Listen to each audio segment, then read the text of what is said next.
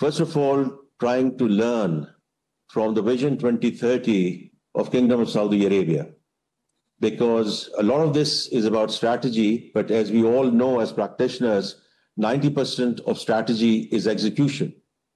And the way things have been executed in Saudi Arabia, mashallah, all indices are well ahead of where the kingdom needed to be in 2030. So I think we have a lot to learn. We are very grateful to his team, especially with respect to our export-led growth. And I think that is going to be very, very critical. And I'm sure everyone in the room there from PBC and Overseas Chamber would agree that that is one of our binding constraints as we grow and move towards growth in the country. So the other thing I just wanted to mention that yesterday the cabinet formally approved the historical security pact, which was signed by His Royal Highness, Excellency the Crown Prince, and Prime Minister Shehbaz Sharif. So I think that's sort of moved in the right direction. And what that means is what we have at this point in time in Pakistan is a confluence of factors where we have macro stability and we have tailwinds from a geopolitical front. From Saudi Arabia, a long-standing partner which has helped us through thick and thin. China, which has been an ironclad relationship, and the US, which is now on board with respect to the trade and investment flows. So, ladies and gentlemen, my point is, at this point, we have a great opportunity, and therefore the visit of the Saudi delegation is very timely, where we can now really, in terms of inviting, but equally, as Abdul Aleem Khan Saab said, making sure that our existing investors also work in a good environment and we don't go through the boom and in the previous years. I'm just going to mention a couple of other things before turning to the event at hand. With respect to the floods, we have now sort of the rapid assessments which are coming through from the federal ministries, but also from the provinces. At this point in time, in terms of the assessment which has come in, we are quite clear, and the Prime Minister and the Cabinet is quite clear, that we are going to repurpose what we have in terms of our existing resources. As we move towards a more in-depth post-damage need assessment, things might move where we might have to require external help. But at this point in time, we would want to use our own resources in terms of rescue, relief, and as we move towards rehabilitation and reconstruction, as I said, post-PDMA, we might move towards external help. The other thing I just want to mention is around IMF. Secretary and myself are in Washington. We hope to get moving with the staff level agreement. Now to the event at hand. Your Highness, I can say without any doubt whatsoever, you are among the best and the brightest which the business leadership has to offer in Pakistan.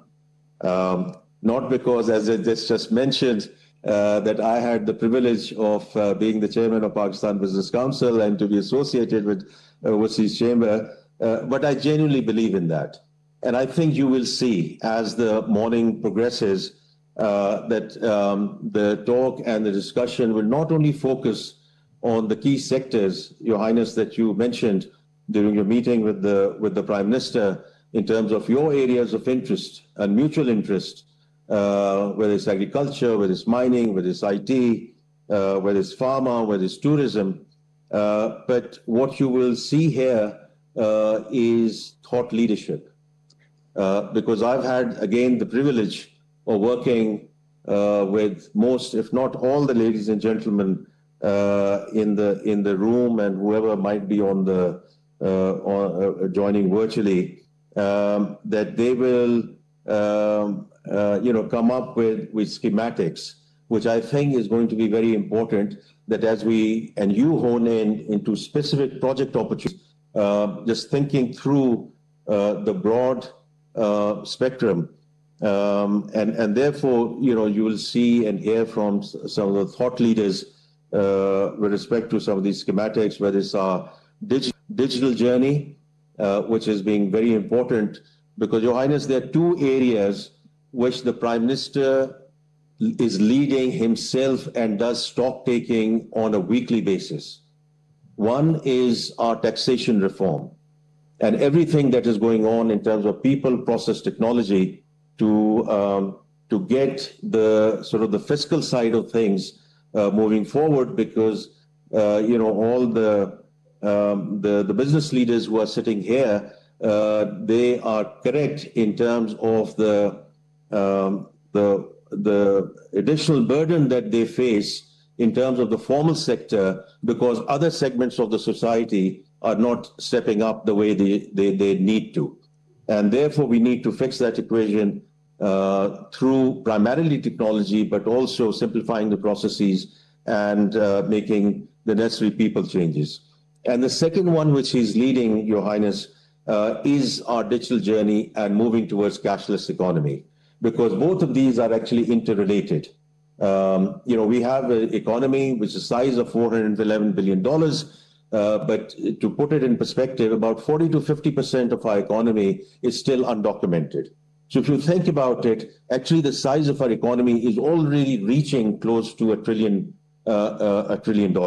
So the more we move towards the cashless economy and our digital journey, the more we sort of help the documentation and moving stuff into the formal economy.